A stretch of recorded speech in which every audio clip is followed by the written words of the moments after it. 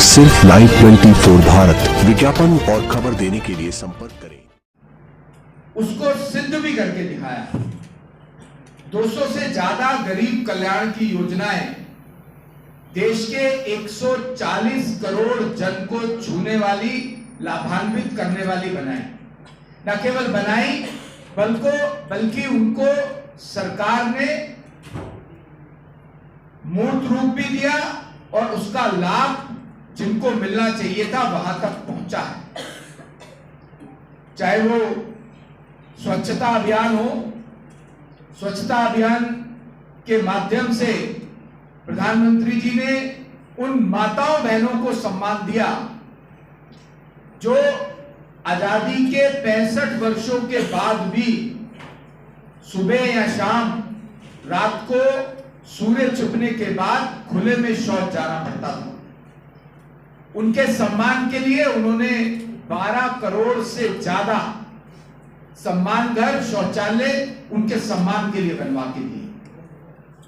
उनको इस बात का दर्द था कि हमारे देश में 65 वर्ष की आजादी के बाद भी हमारी माता चूल्हे पर लकड़ी जलाकर के खाना बनाती थी, जिससे लंग्स की टीबी, कैंसर या दूसरी बीमारियां हो जाती थी। इस दर्द को समझते हुए उन्होंने उज्ज्वला योजना के माध्यम से 10 करोड़ सिलेंडर हमारी माताओं बहनों को फ्री में मिले हैं, चूल्हा मिला है और दिल्ली में यह संख्या लगभग 3 लाख के करीब है। आज का वो समय आ गया कि जब स्वास्थ्य पर भी जोर देने की जरूरत है, तो प्रधानमंत्री जी ने जन औषधि केंद्र के माध्यम से जो हमारी जेनरिक दवाओं की दुकानें थी, उनमें 80% कम रेट पर सबसे बढ़िया दवाइयां मिलनी शुरू हुई। दिल्ली में भी वो दुकानें आज 350 से ज्यादा हैं। कोई एंटीबायोटिक जो कि एक कैप्सूल एंटीबायोटिक का 70-80 रुपए का था, वो 7-8 रुपए में, 10 रुपए में आज मिलता है। जहां झुग्गी व मकान देश भर में तो हुआ ही है, पर दिल्ली के अंदर भी लगभग 7,000 मकान जहां पर झुग्गी हुआ करती थी वहां मिला है, चाहे वो गोविंदपुरी हो, कठपुतली कॉलोनी हो, जेलर वाला बाग हो। गरीबी हटाओ का नारा तो बहुत सी सरकारों ने दिया, पर कभी भी कांग्रेस या यूपीए की सरकार ने गरीबी हटाई नहीं। कोई योजना बनी तो उसको जमीन पर लेके नहीं गए, हमेशा गरीब को ही हटाया गया। और प्रधानमंत्री जी ने ये चिंता की कि जो मेरा रेडी पटनी वाला भाई बहन है, जिसको कोई नहीं पूछता, वो 8%, 10% पर लोन लेकर के सब्जी, अपना सामान, फल बेचता है और शाम को पहले ब्याज चुकाता है, फिर अपनी दाल रोटी कमाता है। उसके लिए उन्होंने स्वनिधि योजना से 10,000 रुपए, अगर वो 10,000 वापस दे देगा तो 20,000, फिर उसके बाद 50,000, अब उसकी सीमा 1 लाख भी बढ़ा दी। ये चिंता प्रधानमंत्री जी ने रेहड़ी पटरी वालों की भी की है। आयुष्मान भारत योजना के बारे में अभय भाई ने भी बताया है। पूरे देश में केवल 3 राज्य ऐसे थे जिसमें वहां के गरीबों को 5 लाख रुपए का मुफ्त इलाज नहीं मिलता था। पश्चिम बंगाल आज भी वैसा है। दिल्ली जब केजरीवाल साहब थे तो ऐसा ही था। रेखा जी की सरकार आई, पहली कैबिनेट की डिसीजन ने न केवल 5 लाख रुपए का आयुष्मान भारत योजना का इलाज, बल्कि उसको 10 लाख रुपए किया और योजना प्रारंभ भी हो गई है। 300 से ज्यादा बुजुर्गों को और बाकी गरीब जन को उस इलाज का लाभ भी मिला है। आज किसानों के लिए प्रतिवर्ष 6,000 रुपए किसान सम्मान निधि की योजना भी उसको जमीन पर उतारा है प्रधानमंत्री जी ने। कोविड आया, कोविड के बाद जो गरीब लोग थे उनके रोजी रोटी की भी चिंता प्रधानमंत्री जी ने की और आज तक और अगले 4 साल तक देश के अंदर 81 करोड़ राशन कार्ड धारकों को मुफ्त में राशन मिलता है। दिल्ली में वो संख्या लगभग 80 लाख है। ये वो सरकार है जिसने कड़े निर्णय किए, बोल्ड डिसीजन किए। डिसीजन अगर वो देश के हक में है, देशवासियों के हक में है, तो उसके लिए तुष्टीकरण की नीति नहीं अपनाई। कोई चिंता नहीं की कि इससे वोट बैंक कम हो जाएगा या ज्यादा हो जाएगा। चाहे वो 370 के एब्रोगेशन की बात थी, वहां पे कश्मीर में अनुसूचित जाति का रिजर्वेशन नहीं था।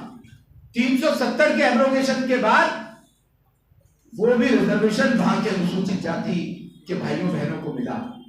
वहां की बेटी अगर नॉन कश्मीरी से शादी कर लेती थी तो उसको अपने पिता की संपत्ति में अधिकार खत्म था। 370 हटने के बाद उनको वो भी मिला माताओं बहनों को। 3 तलाक खत्म किया। अभी आपने देखा वक्फ बोर्ड अमेंडमेंट का बिल आया है, वो मुस्लिम भाइयों बहनों के जो गरीब लोग हैं उनके फायदे में किया है, नियमों को ठीक करने के लिए किया है। नरेंद्र मोदी जी केवल देश में रहने वाले भारतीयों की चिंता नहीं करते हैं, देश के बाहर वाले जो भारतीय मूल के निवासी हैं उनकी चिंता करते हुए सिटीजन अमेंडमेंट एक्ट भी लेकर के आए। उनको इस बात की चिंता थी कि जो देश के बाहर, चाहे वो पाकिस्तान हो, अफगानिस्तान हो, बांग्लादेश हो, भारतीय मूल के हिंदू है जो वहां पर माइनॉरिटी है, वो अगर हमारे देश में आ गए 2014 से पहले, तो ये कहा जाता था कि ये नीचे से 5वीं अर्थव्यवस्था है और कभी भी गड़बड़ा जाएगी। आज 2024 में, आज 25 है, 2024 में भारत विश्व का 5वां बड़ा आर्थिक शक्ति बन के उभरा है। 1 साल के अंदर अंदर हमने जापान को भी सरपास किया है। आज भारत विश्व की 4थी बड़ी अर्थव्यवस्था है। वर्ल्ड बैंक की एक रिपोर्ट के अनुसार भारत विश्व का फास्टेस्ट इकोनॉमिकली ग्रोइंग नेशन है। इन 11 वर्षों में पर कैपिटा इनकम 67% बढ़ी है। फॉरेन रिजर्व हमारा 135% अधिक हो गया है। आज जो हम एक्सपोर्ट कर रहे हैं, 825 बिलियन यूएस डॉलर का एक्सपोर्ट भारत कर रहा है। टैक्स पेयर्स में भी बढ़ावा हुआ है। जो हमारे टैक्स पेयर से उसमें 125% उसकी संख्या बढ़ी है और जो ग्रॉस डायरेक्ट टैक्स है वो 238% बढ़ा है। वर्ल्ड इकोनॉमिक फोरम के according India is all set for to become primary engine of global economic growth in 2025-26। Modi ji की इकोनॉमिक नीतियों के कारण देश का स्टार्टअप सेक्टर विश्व का 3रा बड़ा इकोसिस्टम बन के आया है। आज देश का युवा नौकरी मांगने वाला नहीं है, नौकरी देने वाला बना है। देश के अंदर 118 यूनिकॉर्न्स हैं। यूनिकॉर्न का मतलब होता है वो कंपनी जिसका $1 बिलियन का जो काम है वो यूनिकॉर्न कंपनी कहलाती है। हमारे देश के अंदर 118 यूनिकॉर्न कंपनीज हैं मोदी जी की आर्थिक नीतियों के कारण। ये विश्व का one of the biggest number 3 super power unicorn और स्टार्टअप्स के कारण बन रहा है। मैंने कहा कि ये मोदी जी की सरकार रिस्पॉन्सिव गवर्नमेंट है, रिस्पॉन्सिबल गवर्नमेंट है। भ्रष्टाचार मुक्त शासन दिया है। 100 साल के बाद पूरे विश्व में जो कोविड नाम का पैंडेमिक आया, पूरा विश्व उससे थर-थर कांप रहा था। लेकिन मोदी जी ने फ्रंट से लीड करके कोविड का सामना किया और उस समय पूरे विश्व में केवल 4 देश ऐसे थे जो कोविड की वैक्सीन बना रहे थे।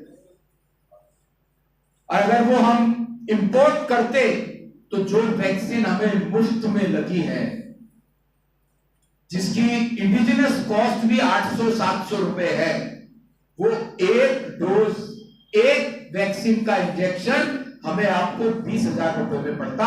2-3 इंजेक्शन लगे हैं, 60,000 रुपए एक व्यक्ति पे है, जो आज विश्व का चौथी बड़ी अर्थव्यवस्था बनी है। इन 11 सालों में शेयर मार्केट भी अप डाउन होगी, उसके बावजूद हम चौथी बड़ी अर्थव्यवस्था है। सर, आपने नेशनल मुद्दे सारे आपने गिनाया 11 सालों के, 100 दिन हो गए हैं भारत दिल्ली सरकार को, मगर दिल्ली की जनता को पीने का पानी अब भी कई इलाकों में नहीं मिल रहा है। आपके सभी विधायक बैठे हैं अधिकतर। दिल्ली में जो पिछले 25 सालों से जिन्होंने दिल्ली के मालिक बने बैठे थे, विशेष तौर से पिछले 10 सालों में उन्होंने दिल्ली को जीर्णहीन करके दिल्ली की जनता को दिया था। 100 दिन हुए, अबे भाई ने बताया कि बुजुर्गों को 10 लाख का इलाज देना प्रारंभ किया है हमने। केजरीवाल साहब ने 5 लाख भी नहीं दिया था, हमें कोर्ट जाना पड़ा था 7 सांसदों को। कोर्ट ने भी इंटरिम ऑर्डर किया था कि इनके साथ एमओयू साइन कर लो, केंद्र पैसा दे रही है, तुम्हें क्या तकलीफ है। तो बाकी सब चीजें भी 100 दिन में इतने काम हुए हैं, आगे आने वाले समय में बाकी सब कामों पर भी रेखा जी की सरकार तत्परता से काम कर रही है। गर्मी का पता था, उन्होंने तुरंत कोविड में बैठते हुए, उस समय मोदी जी की सरकार 24/7 काम कर रही थी और 2 कंपनीज को सब तरह की फैसिलिटीज दी और 9 महीने के अंदर 2 इंडिजिनस वैक्सीन न केवल बनी बल्कि 220 करोड़ से ज्यादा डोजेस देश के 140 करोड़ लोगों को लगे। 150 से ज्यादा देशों में हमने कोविड की वैक्सीन भेजी है, जिसमें से 50 देशों को मुफ्त में भेजी। न केवल कोविड की बात, जब जो देशवासी भारतीय मूल के नागरिक या हमारे देश के लोग कहीं विदेशों में रह रहे हैं और विदेश में कोई आपदा आ गई, तो वहां भी चिंता प्रधानमंत्री नरेंद्र मोदी जी ने की है। यूक्रेन में और रशिया की वार के बीच में जब 22,000 बच्चे हमारे वहां फंसे हुए थे, तो प्रधानमंत्री नरेंद्र मोदी जी का एक फोन यूक्रेन के राष्ट्राध्यक्ष को भी और रशिया के राष्ट्राध्यक्ष को भी कि मेरे बच्चे सेफ एंड साउंड वापस आने चाहिए। किसी विदेशी ताकत के कहने से युद्ध विराम नहीं हुआ, 72 घंटे के लिए युद्ध विराम होता है और 22,000 बच्चे बस के ऊपर तिरंगा लगा करके हमारे देश में वापस आते हैं। न केवल भारतीय मूल के बच्चे, पाकिस्तान बांग्लादेश के बच्चे भी अपनी बस पर तिरंगा लगा करके भारत वापस आते हैं और वहां से अपने देश को जाते हैं। तिरंगे को ताकत देने का काम, भारत को सम्मान देने का काम विश्व पटल पर आदरणीय नरेंद्र मोदी जी ने किया है। कोविड के समय में 67 लाख भारतीयों को वापस विदेशों से भारत लाया गया।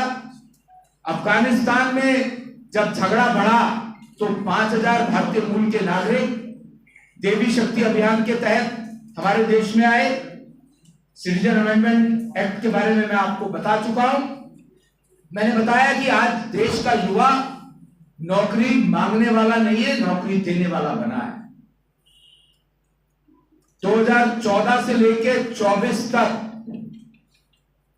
देश का रिकॉर्ड ये कहता है कि 17 करोड़ जॉब्स युवाओं को दिए गए हैं, जिसमें अकेले यूनिकॉर्न्स और स्टार्टअप्स ने 17 लाख का एम्प्लॉयमेंट दिया है।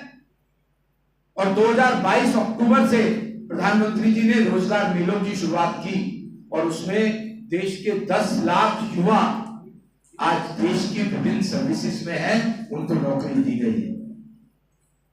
2017 से जो प्रोविडेंट फंड में रजिस्ट्रेशन होता है नई नौकरी लगने के बाद, उसकी रजिस्ट्रेशन की आंकड़ा 8.9 करोड़ है, जिसको किसी तरह से झुटलाया नहीं जा सकता।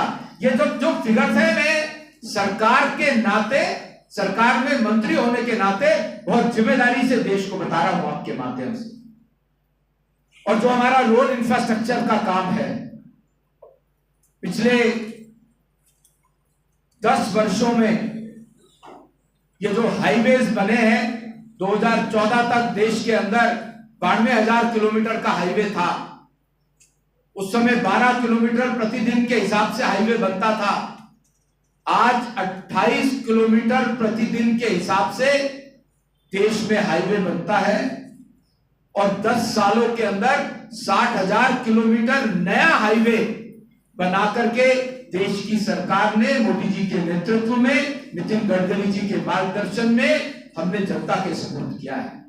यह हाईवेज केवल कंक्रीट की रोड्स नहीं है, सिर्फ कनेक्टिविटी की रोड्स नहीं है, यह देश की तरक्की की रोड है, देश की इकोनॉमी को बढ़ाने वाली रोड है। 1 रुपया अगर हाईवे पे लगता है तो उसका कंट्रीब्यूशन देश की जीडीपी में 3.2% का है। और यह केवल हमें दिल्ली से मुंबई जाने की बात नहीं है, ये बात है देश के लोगों को रोजगार देने की भी। हमारे पिछले 5 साल में हमने रोड इंफ्रास्ट्रक्चर के माध्यम से 45 करोड़ मैन डेज का रोजगार डायरेक्टली दिया है और इनडायरेक्टली 55 करोड़ मैन डेज का रोजगार पैदा किया है। इससे जो इंड्यूस्ड रोजगार बना, उसका आंकड़े पे जाऊं तो 550 करोड़ मैन डेज कुल मिलाकर के अगर मैं बात करूं तो 650 करोड़ का मैन डेज का एम्प्लॉयमेंट केवल और केवल रोड इंफ्रास्ट्रक्चर के कारण से देश को मिला है। जब 2014 में मोदी जी की सरकार बनी थी, उस समय 18,000 गांव देश में ऐसे थे जहां पर बिजली नहीं थी। आप सोचिए, इंडिपेंडेंस के 65 वर्षों तक 18,000 गांवों में बिजली ना होना, पर प्रधानमंत्री जी ने संकल्प लिया और वो पहले 5 सालों में हर गांव में देश के बिजली पहुंची। आज 100% इलेक्ट्रिफिकेशन का काम 5 साल पहले पूरा हो चुका है। अब मोदी जी ने कहा था कि हर घर में बिजली पहुंचने की बात है, तो 95% घरों में बिजली पहुंच रही है।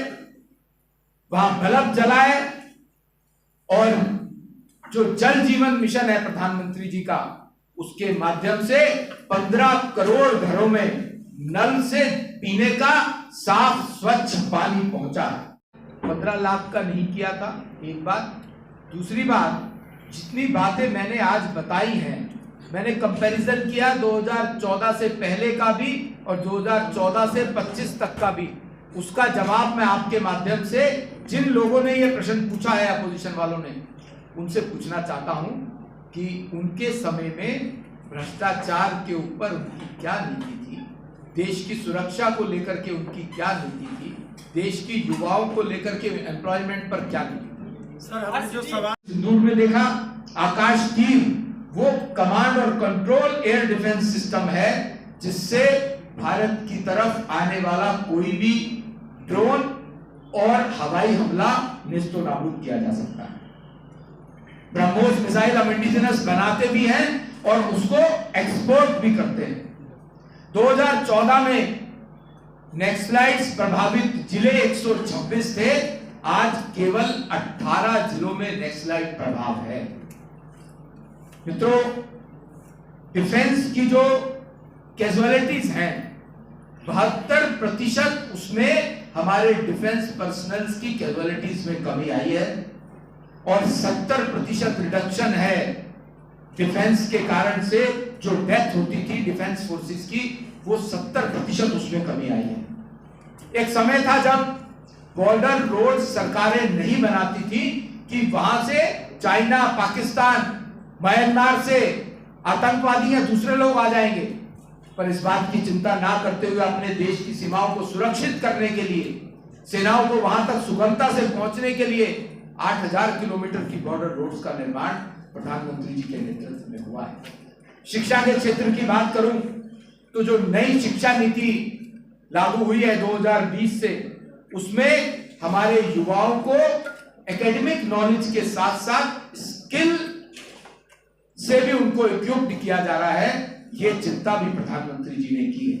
2014 में देश के अंदर 387 मेडिकल कॉलेज थे, आज 780 हो गए।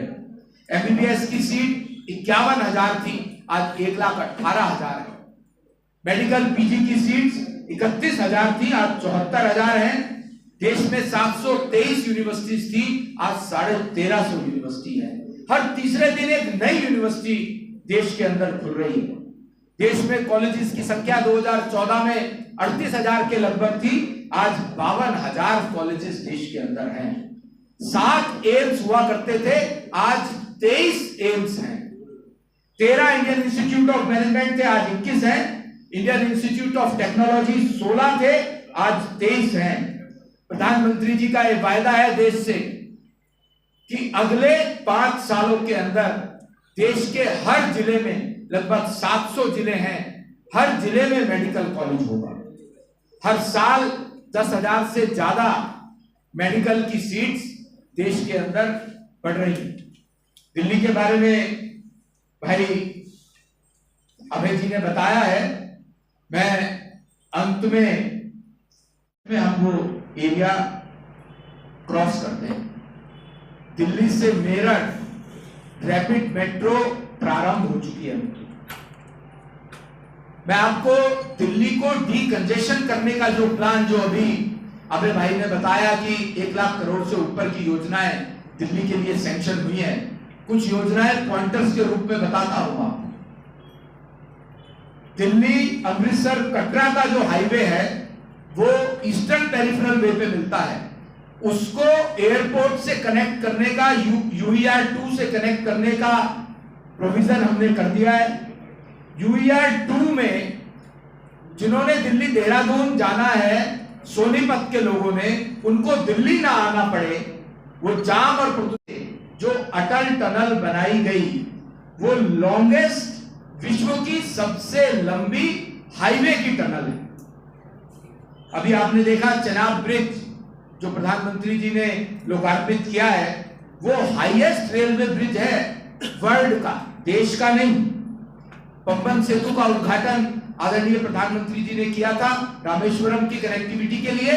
वो देश का पहला वर्टिकल लिफ्ट वाला ब्रिज है, जिसके ऊपर उठने के बाद नीचे से शिप, कार्गो शिप्स भी जा सकते हैं।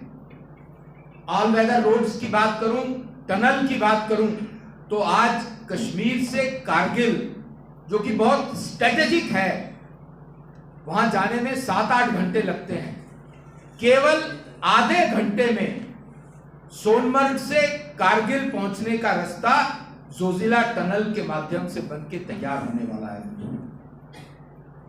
एशिया की सबसे लंबी टनल वो कहलाएगी।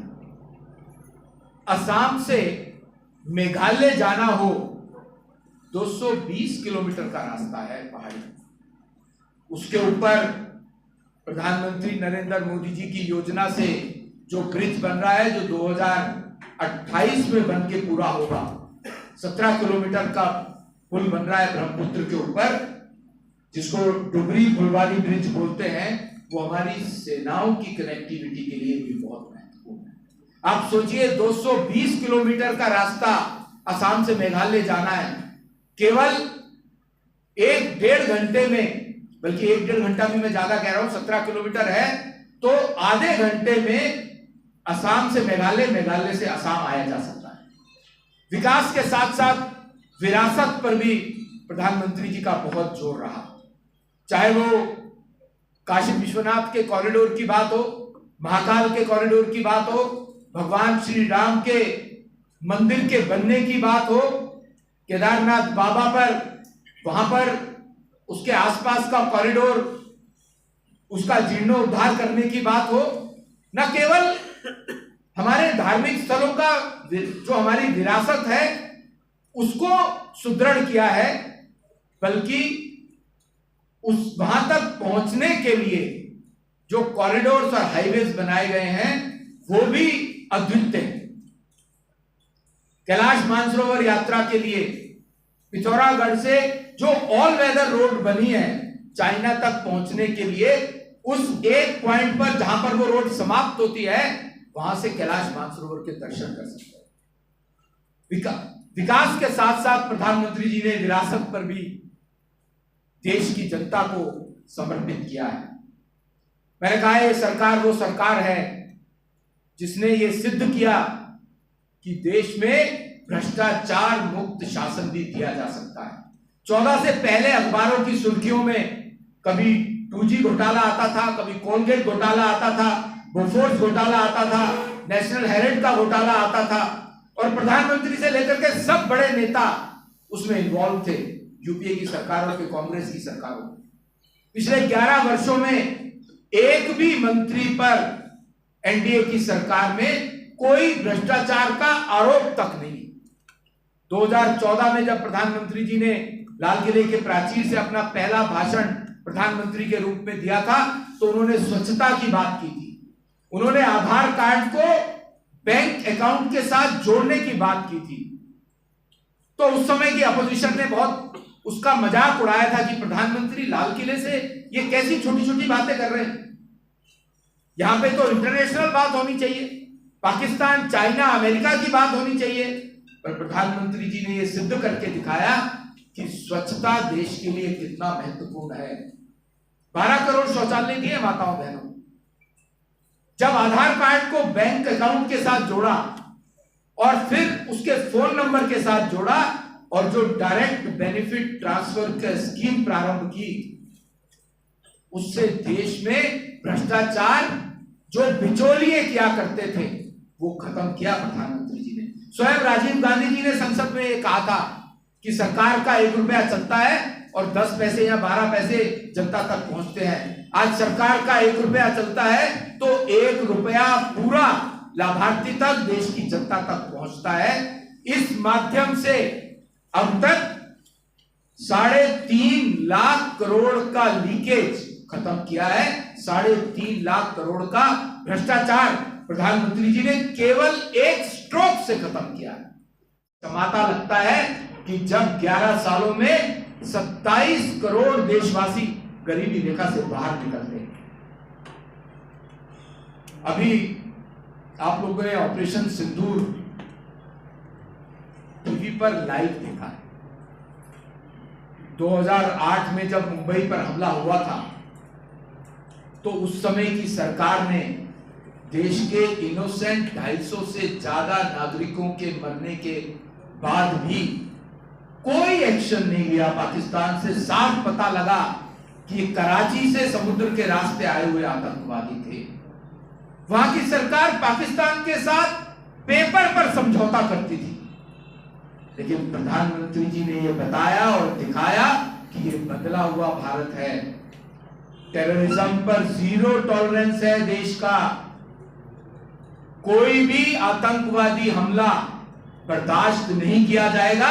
अब तो प्रधानमंत्री जी ने कहा है कि आतंकवादी हमले को एक्ट ऑफ वार माना जाएगा।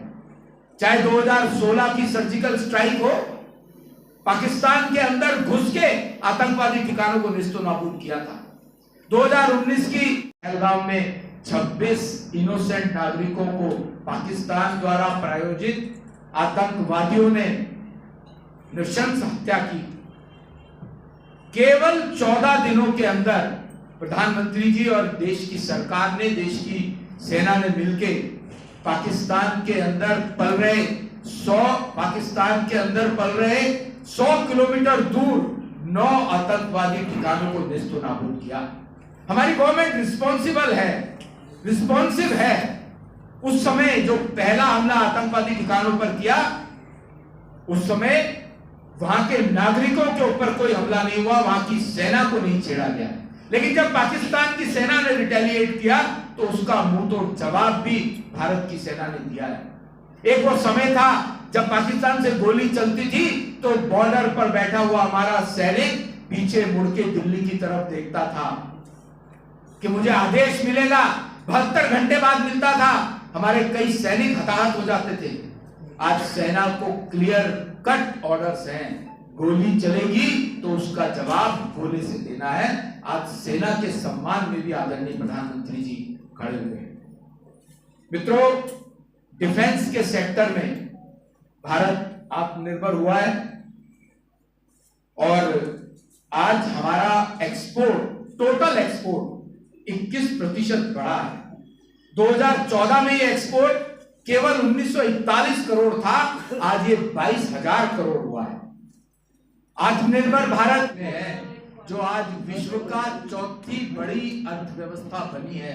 इन 11 सालों में शेयर मार्केट भी अप डाउन होगी, उसके बावजूद हम चौथी बड़ी अर्थव्यवस्था है। आज सर आपने नेशनल मुद्दे सारे आपने गिनाया 11 सालों के, 100 दिन हो गए हैं भारत दिल्ली सरकार को, मगर दिल्ली की जनता को पीने का पानी अब भी कई इलाकों में नहीं मिल रहा है। आपके सभी विधायक बैठे हैं अधिकतर।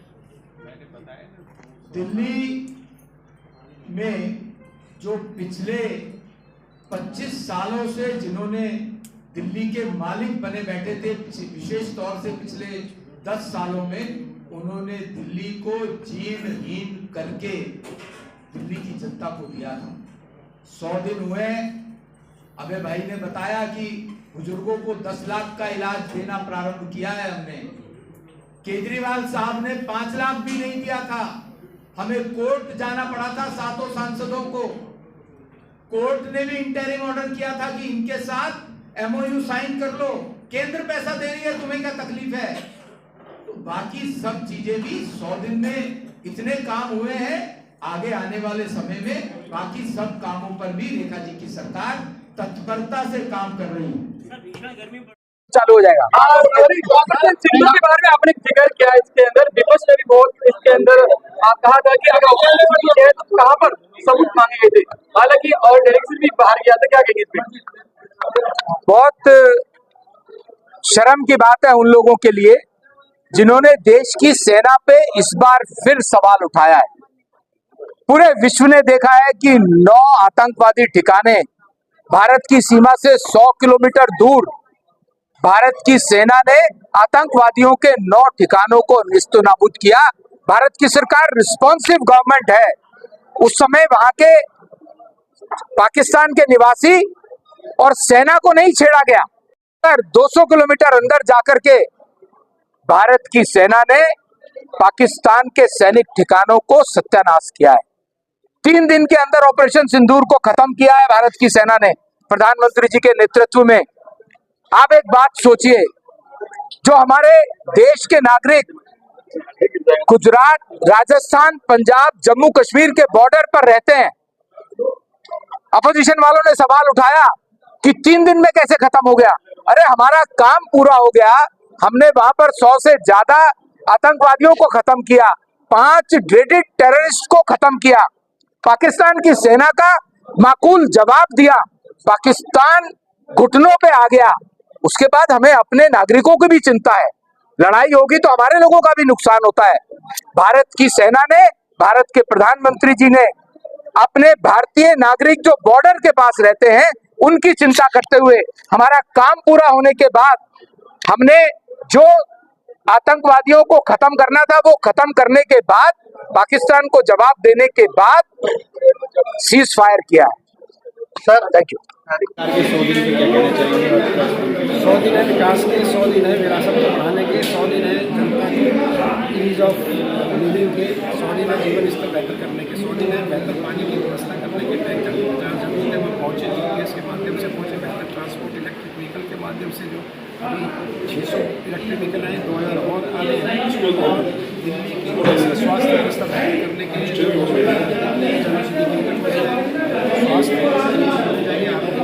और इसके अलावा जो 10 लाख का हेल्थ एश्योरेंस है, 3.5 लाख तक बच्चे की शिक्षा के माध्यम से और टैक्स के माध्यम से